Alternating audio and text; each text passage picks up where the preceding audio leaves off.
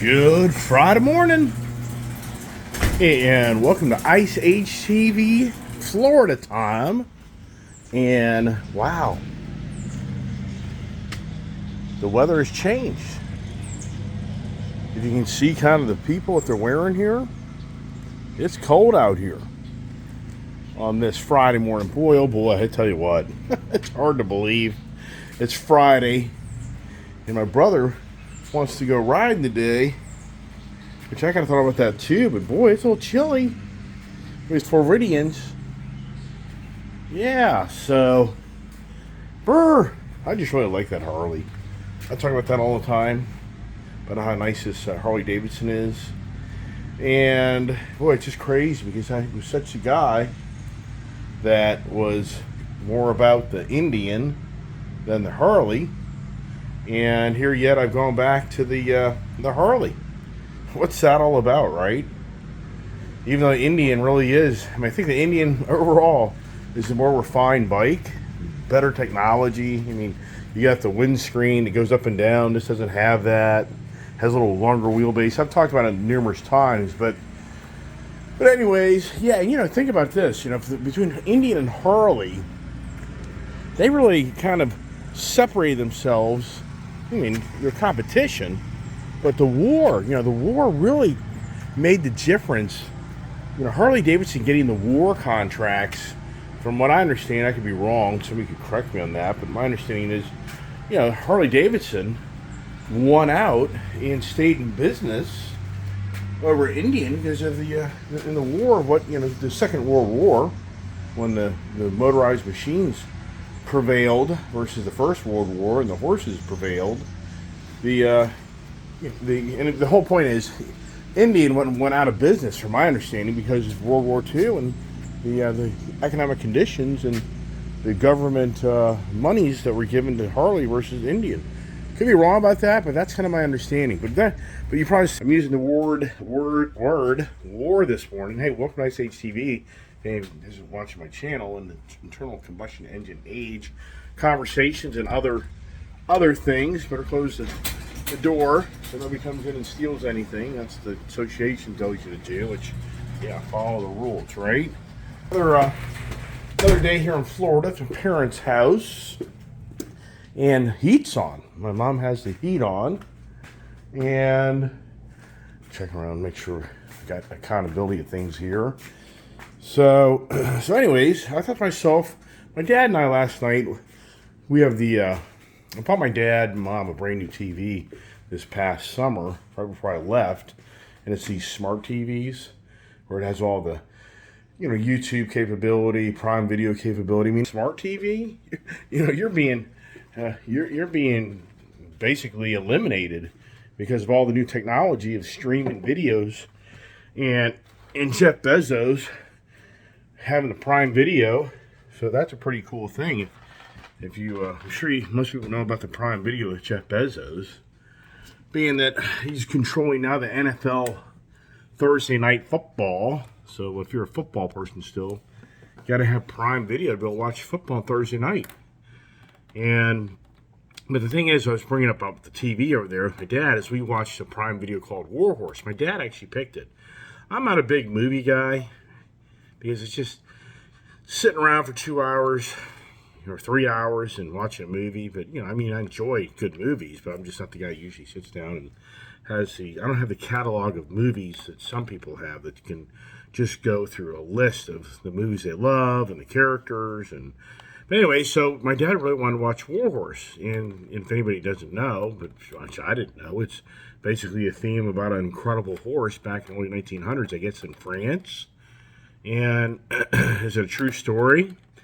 Sincerely, I didn't do enough research, but it's just a great movie. And since my daughter has a horse, my dad thought that she would enjoy that. And she watched the first half the first night, but then we didn't start watching the video till late. So then we watched the second half last night, but the kid actually hit the sack early, so she didn't see that part. Which I don't know if she would have seen that part. Kind of gets pretty teary-eyed and pretty sad parts there, but a great movie, just a great movie, and you just see where we were in the early 1900s in war and how it still was the animals that were the main way of moving stuff and getting things around, because the transportation sector hadn't taken off, which that's World War II language.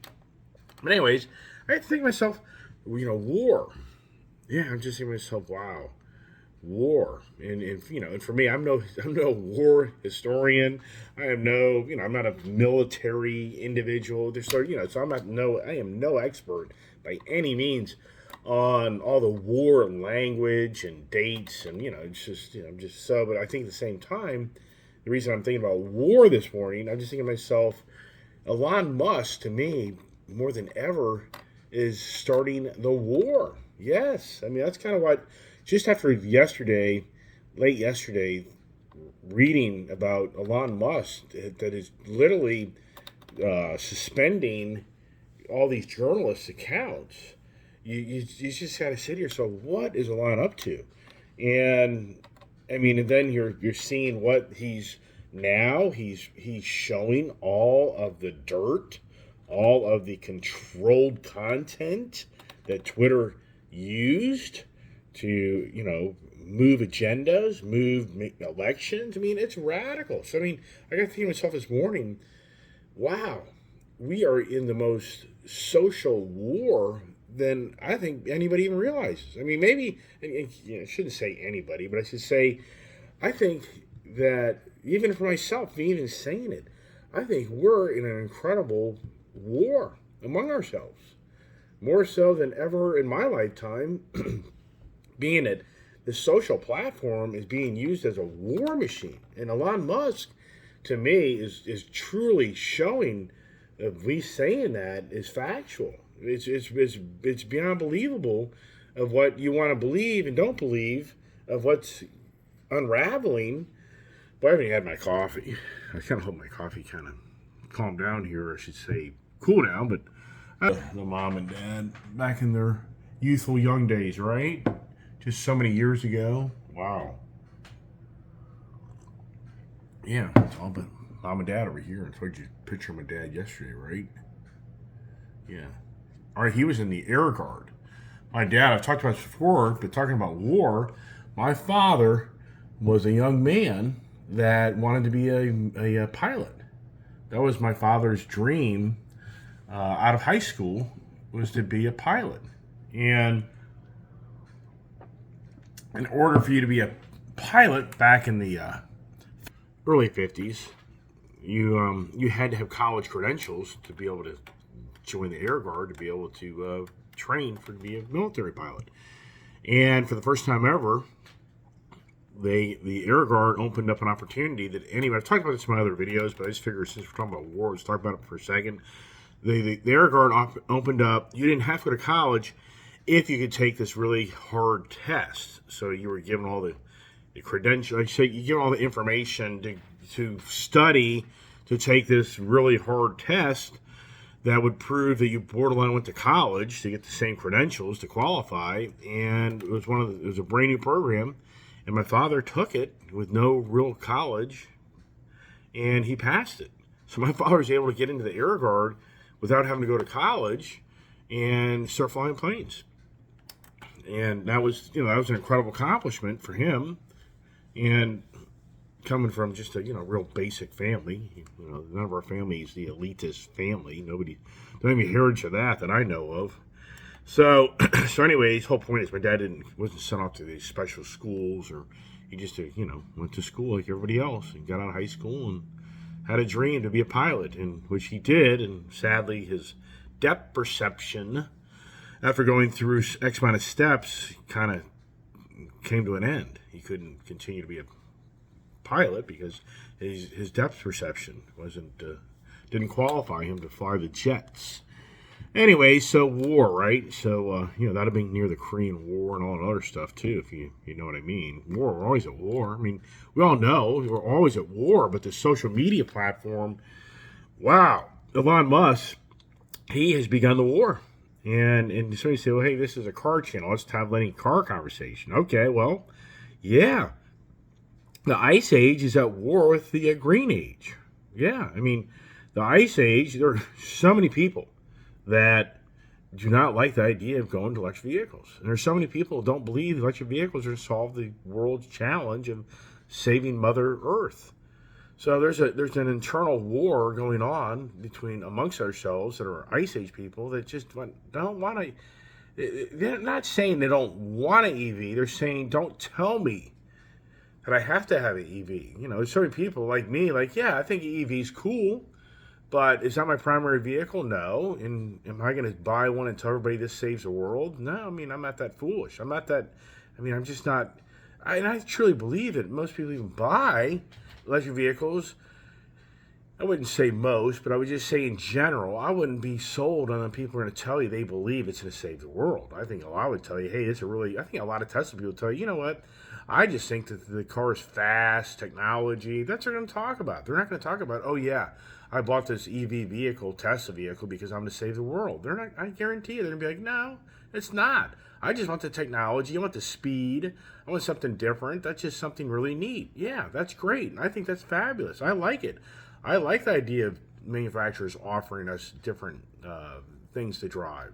But when you start hearing the talk that we hear now, that they're going to get rid of the ICE vehicles in the X amount of time, there's where the war starts. There's where the difference of opinions start in our country. And that's where we're being divided more than ever. But the social platforms are promoting that the majority want it. I talked about this, the dreams, in my video the other day, that the minority are getting the majority of things done.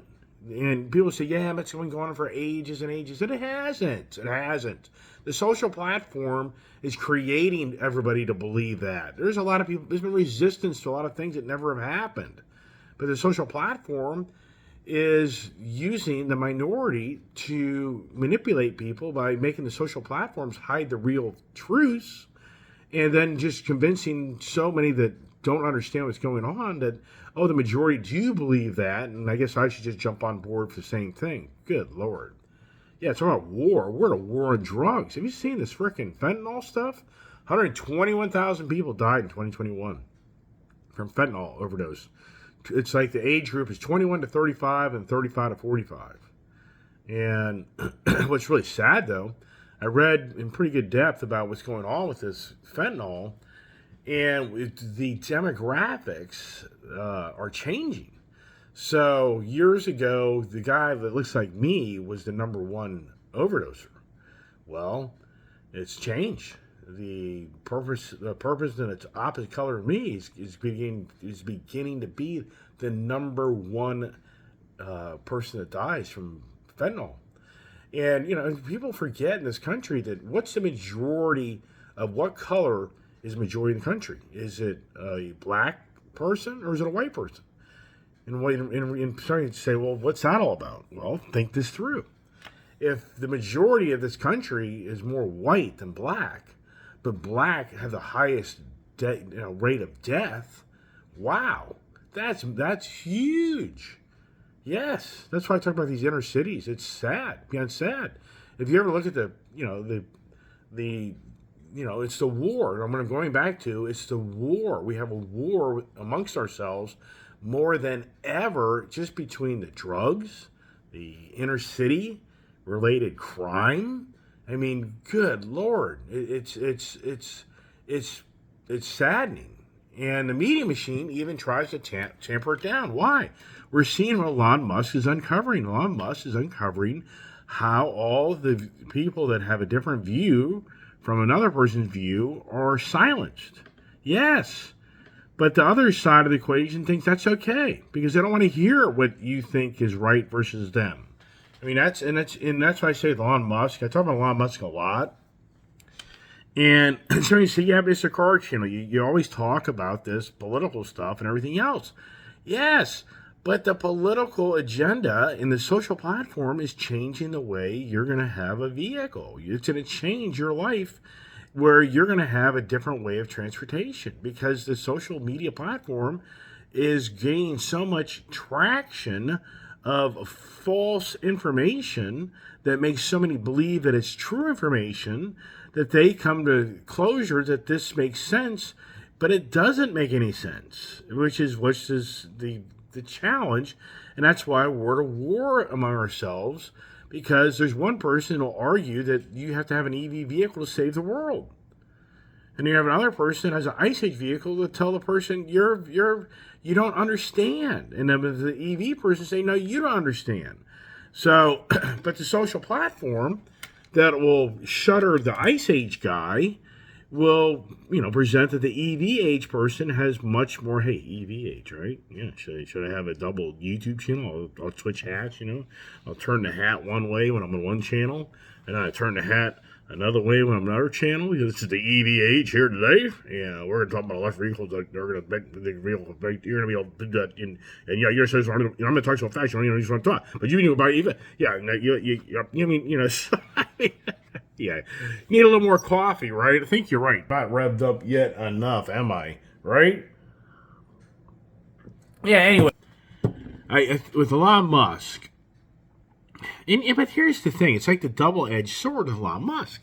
He's the guy that went downtown in the 80s, like 2008 or whatever year it was, or 9, whatever year it began, or 10, and he got the big government $1 billion grant to start an electric vehicle company. So here's the guy on one side of the equation that has, started the electric vehicle revolution.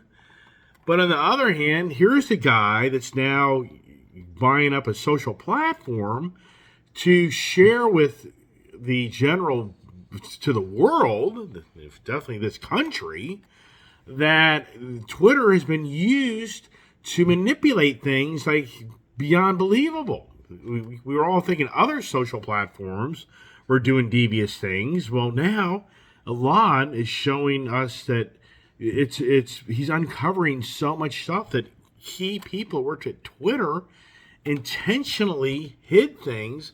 Just the COVID stories on how much information wasn't shared by opposing views of how to handle the COVID pandemic, that were silenced, even though people thought that they were, presenting things and posting things, and they were being duped because only one majority. I mean, does everybody remember the television 24/7, where you turn on TV, you're told you're going to die from COVID. If you don't stay home, you're going to die from COVID. If you don't wear a mask, you're going to die from COVID.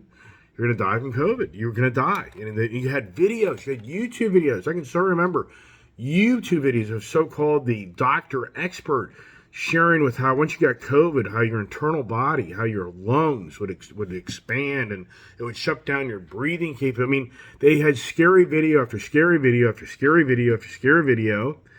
And did you ever remember seeing many videos of somebody showing that they got sick and nothing happened to them? I mean, it's just beyond believable. My whole family got COVID. Yeah. And, I've got COVID twice. My dad got COVID. He got it pretty bad. My mother got COVID. She got it pretty bad. My wife never got COVID. My wife never got COVID. Here, my daughter got it. I got it. We'd always say, we all got it. We're all still alive. But here's what Elon Musk is digging up, is on how so many facts weren't shared about COVID on the opposing way of how to handle it. Wow, war. It's right there, just the war that we're in right now. And the only reason I'm really bringing this up this morning is because it's Elon Musk. It's Elon Musk that's just intriguing the heck out of me. And I know it's a double-edged sword of Elon Musk. I get all that. I know this guy wants to be the king of the world. I'm a fool to his underlying goals and the way he operates. But at the same time, for the record, he's uncovering devious things at Twitter.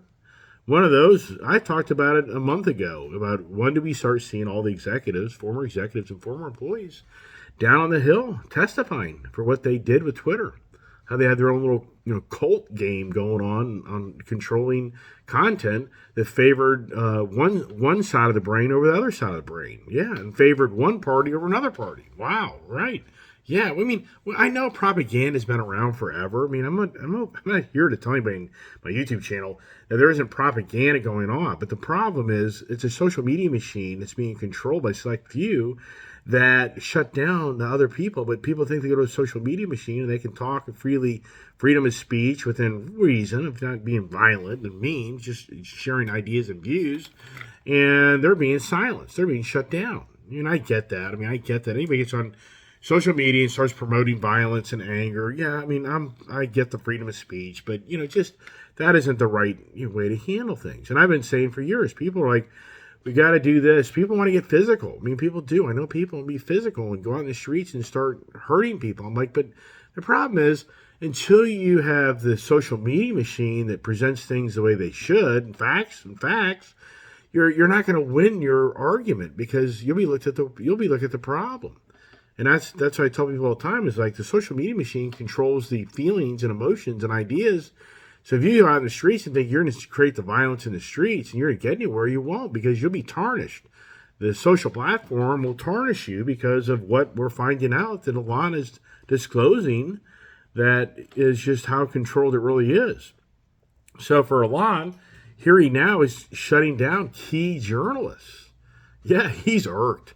Yeah, it's because apparently these journalists shared his jet tracking capability, where all of a sudden some young kid's tracking Elon in his private jet, which, yeah, I mean, that's a little nerve-wracking, because, who in today's world, if you're Elon, you're going to get some whack job with a shoulder missile launcher, and, bye-bye, Elon's gone. I mean, does Elon ride around in a special jet that has the anti-missile craft technology, where it can avoid missiles hitting it, like military stuff or whatever it does? Not the military Air Force expert in that by any means. But anyways, for us Ice Age people, yeah, I mean, sincerely, and then the car dealerships. Look at them. I mean, the manufacturers, for Ford, there's borderline a mini war going on between Ford's dealerships and Ford corporate, because of how Jim Farley's wanting to revamp on how cars are sold, electric vehicles are sold, and how you got to revamp your dealership to meet certain criteria to be able to sell the electric vehicle. And if you can't, then they just sell it for you. I mean, that's really the underlying message from Ford is, if you don't want to spend your $1 million, $2 million to, update your dealership to sell a few electric vehicles, then, you're out. I mean, this just always reminds me of when the Fiat Chrysler Automotive Group was bought, back when Dodge was bought. So back when Dodge went bankrupt, and then the government had to come in and bail them out, and then Fiat was brought into the equation to buy out the bankruptcy of Dodge. The preconditions were, as a Dodge dealer, you had to have a Fiat, a single standing Fiat store. Yes, to the car conversation, this is factual. I'm a car guy. You have no idea when, back in 2008, 9, and 10, when the big economic crash happened here, which everybody's speculating may happen again or whatever, but when the government had to get involved with GM and Dodge, GM got involved, and GM shuttered Hummer because it was a gas guzzler, which it wasn't. It's just a Chevy Tahoe and Chevy Suburban. That's all it is, with a different box on top of it. I owned them. I've owned all the Chevy Tahoes and the Suburbans and all the really cool Hummers and all that stuff. My Hummer's got as good as gas mileage as my Chevy Suburban got, but they were labeled by the Green Agenda people to burn them down in the streets of San Francisco. Does anybody remember that? Anybody remember the agenda back in like 2010, 9, where the Hummer was looked at as a really bad thing, so people would go burn them. If your Hummer's parked out in the street somewhere, somebody just go torch it and burn it. So GM came in and shuttered Hummer, and then a lot of people don't know this. GM would try to shutter Corvette.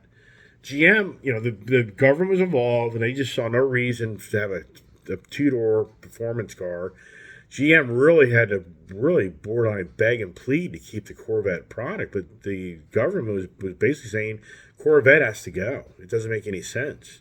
And that's what started the whole electric vehicle movement, was back when the government got hold of what's going on, and they got control of running the manufacturers. Yeah, right.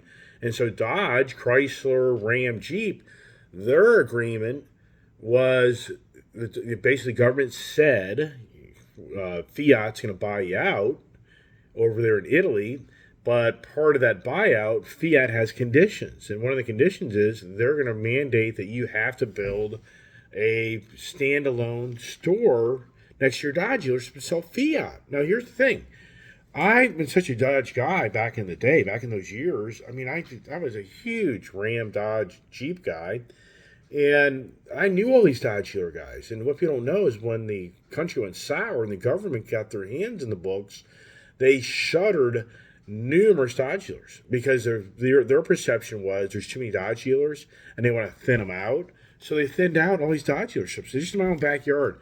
I have people I personally knew that had very profitable dealerships that were they lost their franchise. I mean, yes. I mean, the government came in and said, well, we don't care.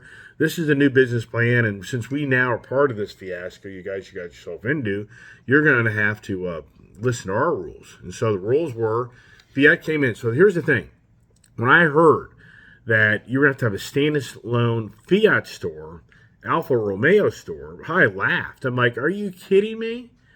You think the Fiat sales in this country are going to be anything? So now you're got to be the guy that has money. If you're a Dodge dealership, Ram Jeep dealership, you got to be the guy that has serious money to be able to go out now and build yourself an extra big building to just cater to the minuscule sales that'll never make you any money, just to appease the government guidelines of Fiat coming in and buying out the Dodge product line, Jeep Ram product line. Wow, Chrysler and all that other good stuff. So there's an example of, a war. You talk about a war among these dealers and their idea of what they want to do. But believe it or not, it's amazing how many Dodge dealerships skated that. I mean, my own local dealer there where I live, he never had to get the standalone Fiat dealership. He somehow finagled getting the franchise, but he was later in the game. So the guys right out of the gate that bought into this, they had to build standalone Alfa Romeo Fiat dealers, standalone buildings. The other guys sat it out and they got away with it when it kind of got off the radar screen for a while, and they just got into it a few years later because there were a lot of Dodge. People forget, a lot of Dodge dealerships disappeared. There weren't any Dodge dealerships. A lot of GM dealerships disappeared. A lot of GM dealers that had to beg and plead to stay in business. A lot of them didn't last. They were taken away. So that you know as well as I do. If you were a standalone dealership back then, that was a war between you and GM or you and Fiat Automotive Group that took over the conglomerate to tell you how to run your business. Yeah, how do we get off on all that? Well, it's the war, right? We're always borderline at war with each other, are we? Well, Elon Musk has shown us more than ever that we're in a social platform war. And sadly, the device I have in my hand supports it because what kid do you know that doesn't have one of these things sit in their hand? And what person do you know that doesn't have one of these things sit in their hand? And what do? They go to the Google search. They go to this. I mean, it cracks me up when people, you talk about something that gets kind of borderline confrontational, and then they'll go to their phone and Google it. Well, Google's controlling what you're going to want to hear. I mean, it's like, oh my gosh. So you just went to the internet on your phone and you just now read something that now supports what I'm telling you is wrong. It's wrong. What you're saying is not factual, but you're going to a Google search or whatever search you use, and since you read something, then that's the word. That's the gospel, right? Is that what they say? That's the gospel. Oh my goodness, I got so much going on. People are trying to get hold of me right now. I'm here yabba dabba doing in Florida. Just thought, trying to keep the content going, trying to keep the theme going. I think I shared some car stories there. Yeah, and for the record, have you noticed how Fiat doesn't even exist here in this country anymore? Have you noticed that the Fiat dealerships are pretty much gone? The Alfa Romeo dealerships are pretty much gone. Have you noticed that? You kind of noticed that? Yeah, go find one. Hey, everybody bought a Fiat and the Alfa Romeo. Good luck. Good luck on the support those things. Yeah, we know those stories. Even though, yeah, I know they're still around. But what I'm trying to convey to you is it never blossomed like it was supposed to. There was supposed to be an Alfa Romeo and Fiat dealer next to every Jeep, Dodge, Ram dealer in this country. It never happened. So it's a very small footprint in this country. And now it's Stellantis. What are they going to do? Besides just make your Dodge into a Fiat. Or I should say more of an Alfa Romeo. Really? No, probably more of a Peugeot. That's what you're going to own. Anybody going to get the future Dodge, it's a Peugeot. That's your platform. Being shared with something else over in Europe that just looks a little different, but it's the same underpinnings and body structure. All right. Anyways, Elon Musk, he's starting a war. No doubt in my mind. When does the other side start, I mean, you just know that the other side, the left side brain, right side brain, the left side is going to start attacking this guy. And they already are, but it's going to get revved up. And I'm sure George Soros, behind the scenes, is trying to create some mastermind how to just destroy Twitter and destroy Elon Musk, because Elon Musk is digging up so much dirt. And what about the FTX kid, Sam? How about Sam guy? What's he got to tell us? Will he ever even make it to court to share with us where all the money went? And where's those stories of the refunds for all the FTX investors where the money was never used appropriately, and it was used, not appropriately through a different organization or something or platform, and it benefited one party more than the other party of all the donations to get agendas done? Where is that conversation? So does that guy live? I mean, sadly, that guy's going to jail and prison. Does he have a lot of information a lot of people don't know? Or is there so much war on that guy now, people lost so much money, they don't want to see the guy around another day? Wow. Wow beyond wow. Meanwhile, Russia and Ukraine, wow, that war is not tampering down. I mean, it is not tampering down. And when do we push it so far against Russia that Russia thinks they're going to do something with us, which I can't see they'd ever think they could. I mean, sincerely, don't you think that if a few countries right now just called Putin and said, you know what, we're done with you, and if you don't just turn everything off you're doing, we're just going to obliterate the hell out of you. I mean, why does that phone call come? It's so simple. If anybody with any, the fearless leader, I'd be calling Putin saying, you have to stop. Us and X amount of countries, we're just going to go ahead and terminate you. We have the capability. We see what you can't do to Ukraine. You can't even do anything to Ukraine like you said you could. And if somebody just come up and tell a guy to shut the heck up, it would be over. But instead, I guess the money side for all the defense contractors and all this just makes no sense. Something's deeper than this. Something is much, much deeper on how corrupt this Ukraine war is, where somebody's getting monies, and there's something's going on. When does Elon, uncover that? Come on, Elon, let's start, cheering for Elon. Give me an E, give me an L, give me an O, give me an N. Elon, come on. All right, everybody. Hey, thanks for watching my YouTube channel. Hope this conversation gave you maybe some information. Hopefully it didn't make you madder. That's not the goal. Some YouTube channels do that, right? So here we are in Florida, and what adventure are we doing today? Maybe we're a motorcycle ride, but I don't know. It's kind of oversassed and cool, and we'll see how it all plays out. And I got to put my box in. I got the box to put a new internet connection to the home here to get faster uploads. Because with the video I'm making right now, you won't see this till probably noon, 1 o'clock today. So I got a project on that. The tasks and projects that never end. So everybody, thanks for watching my YouTube channel. Appreciate the nice comments. And God bless. Stay safe.